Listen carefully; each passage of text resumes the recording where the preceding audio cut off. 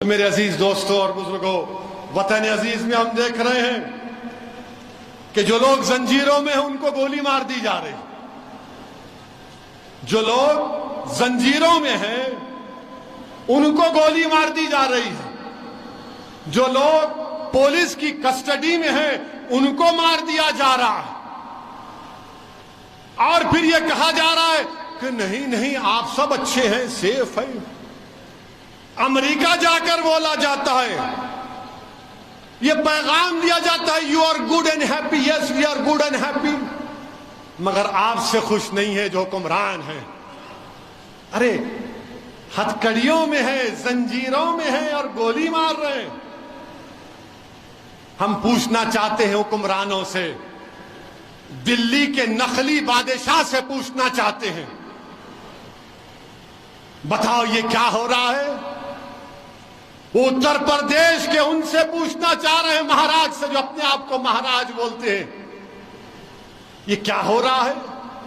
उन्होंने कहा था कि गोली का जवाब गोली से देंगे। अब जब गोली चल गई तो जो अतराफ में पुलिस वाले थे, कोई अपना वेपन नहीं निकाला। लाइव टीवी पर कोई अपना वेपन नहीं, ऐसा दिख रहा था कि दूल्हे की बारात में आए हैं पूरे। कोई अपना वेपन नहीं निकाला, निकाल कर एक को तो गोली मारते नहीं, गोली मार दिए, अपने मकसद में कामयाब हो गए। उसके बाद वो हथियार को फेंककर surrender surrender surrender surrender surrender कह रहे हैं। अभी देखो भाई, आप गैर जरूरी तमाशा कर रहे, सरेंडर सरेंडर कर रहे हैं।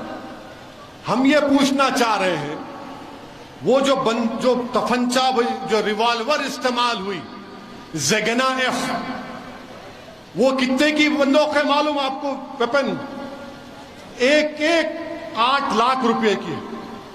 कितने की है? 8 लाख। 2 हो गए तो 16 लाख। अच्छा, 16 लाख में इनके घर को मीडिया के लोग गए। एक तो बेचारे झोपड़ी में रहती है उसकी अम्मा, एक तो एक कमरे में रहती है। अब इनके लिए हराम की दौलत कहां से आई? फिर ये 16 लाख की वेपन कहां से आया? ये गोलियां कहां से आई? मैं प्रेस कॉन्फ्रेंस करके 12 घंटे में बोला था कि ये काम करने वाले प्रोफेशनल हैं।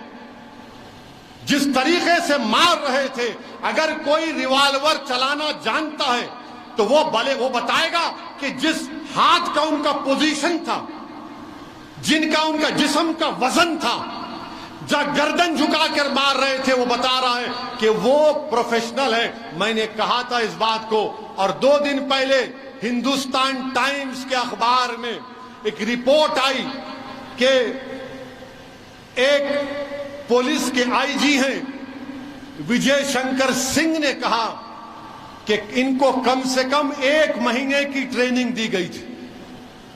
1 महीने की ट्रेनिंग दी गई। उसी रिपोर्ट में कहा गया कि एटीएस का ऑफिसर ने कहा कि इन्होंने इन दोनों को मारने से पहले कम से कम 500 राउंड की ट्रेनिंग लिए।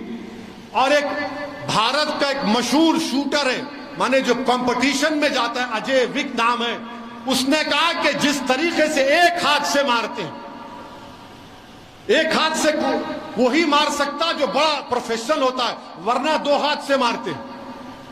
ये एक हाथ से मारे, ये अजय विक कह रहा है। तो इससे मालूम हुआ कि इनको प्रैक्टिस दी गई। इससे मालूम हुआ कि तीनों मारने वाले गोडसे की नाजायज औलाद हैं, क्योंकि गोडसे ने भी गांधी को मारा था गोली से। तो ये गोडसे के जानशीन हैं। और मुझे कहने की इजाजत दीजिए कि ये गोडसे के लुत्फे से पैदा हुए हैं। ये पूरे के पूरे गोडसे के लुत्फे से पैदा हुए। ये 3 लोग टेरर सेल का हिस्सा हैं। मैं आपको बता रहा हूं, मुझे शक है कि हमारे मुल्क में ऐसे लोग हैं, कितने हैं नहीं मालूम, जिनको ट्रेनिंग दी गई है, जिनको हथियार दिया गया है और जिनको कहा गया कि बेटे गोडसे का ख्वाब पूरा करना है तुमको। जब मुझ पर गोली चलाई गई, इसी तरह के जेएसआर के नारे लगा रहे थे, 6 फीट से गोली चला रहे थे। वीडियो देखो आप, उनका हाथ ऐसी है, हाथ और उनका कलाई एक ही है। नारे लगा रहे थे। तो अल्लाह का करम था कि अल्लाह ने मुझे बचा दिया, मुझे और यामीन खां को। ये अल्लाह का करम है कि अल्लाह ने साबिका मेयर माजिद के दिल में अल्लाह ने उस वक्त वो बहादुरी डाली, वो कूद कर उनके तरफ भागा। और फिर वो लोग क्या किए, क्यों तुमने ओवैसी की पर गोली चलाई? तो क्या बोले मालूम आपको? हम मशहूर होना चाहते। आगे आगे होता होता घुटसे का नाम लिए तो जरा सबको तकलीफ होती है, मगर दीवानों को नहीं मालूम अल्लाह शैतानों को बंद करके रखा अभी। तो फितरत में रहता ना लोगों के। तो जब मुझ पर गोली चलाई गई तो उन जालिमों से पूछा गया तुमने क्यों चलाई? तो बोले हम असदुद्दीन ओवैसी को मार के मशहूर होना चाहते थे। उनके घर वालों को ही पूछे, बोले उन्हें आता ही नहीं था, गंजटी था, उन्हें मिलता ही नहीं था। यहां पर भी ऐसी है, हाँ आता ही नहीं था, देखो ऐसा है। और वो लोग भी बोल रहे हम मशहूर होना चाहते थे। ये मशहूर होना नहीं है, ये एक बाज़ाब्ता ग्रुप है जिसको हम टेरर सेल कहते हैं। ये टेरर सेल है जिन्होंने गोली मारी उन 2 लोगों को, जिनको कोर्ट ने सजा भी दी थी, जो पुलिस की कस्टडी में थे। मारने वाले टेररिस्ट हैं और टेरर सेल का मॉड्यूल है। और अगर कोई समझ रहा है कि ये सिर्फ ऐसा ही करे, नहीं, याद रखो और लोगों को मारेंगे। हो सकता फिर से कोशिश करेंगे मुझे मारने की, हो सकता कि फिर से कोशिश करें, मगर मुझे परवाह नहीं है। जब तक अल्लाह जिंदा रखेगा आप और हम जिंदा रहेंगे। सिर्फ यही है कि जब तक अल्लाह जिंदा रखे, अल्लाह ईमान को सलामत रखे, अल्लाह गाजी बनकर रखा है हमको, और शहीदों की मौत दे ताकि हशर के मैदान में अपनी मां को शर्मिंदा ना होने दूं, अपने बाप को शर्मिंदा ना होने दूं। मगर यहां पर देखो, आप मशहूर होना चाहते थे। मेरे भाई, 1 महीने की ट्रेनिंग ली गई, 500 गोलियां चलाई गई, और फिर तब जाकर इन्होंने वो ऑपरेशन को अंजाम दिया।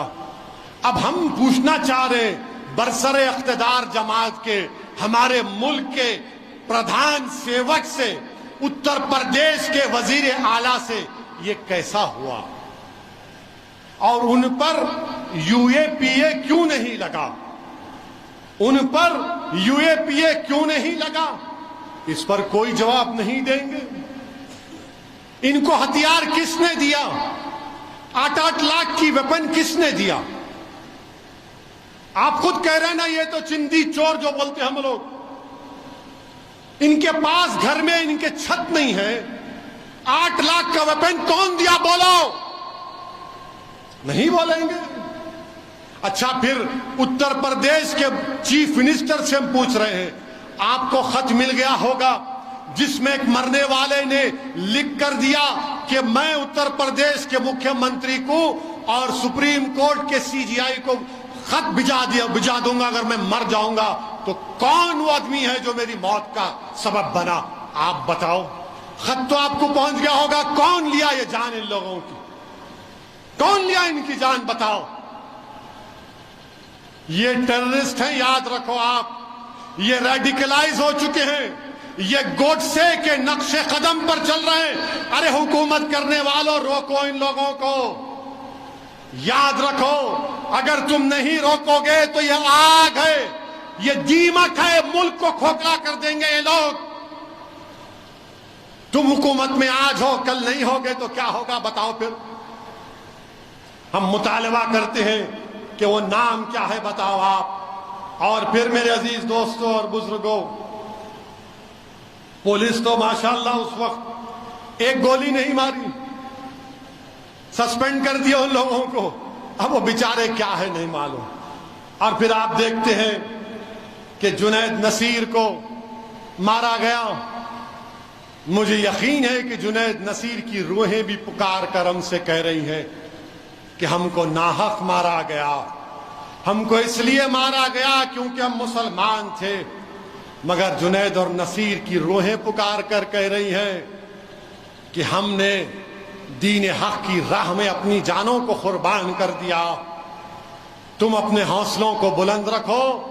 जमहूरियत के दायरे में रहकर हमसे जो नाइंसाफी की गई उसका बदला लो कानून को इस्तेमाल करके। मेरे अजीज दोस्तों और बुजुर्गों,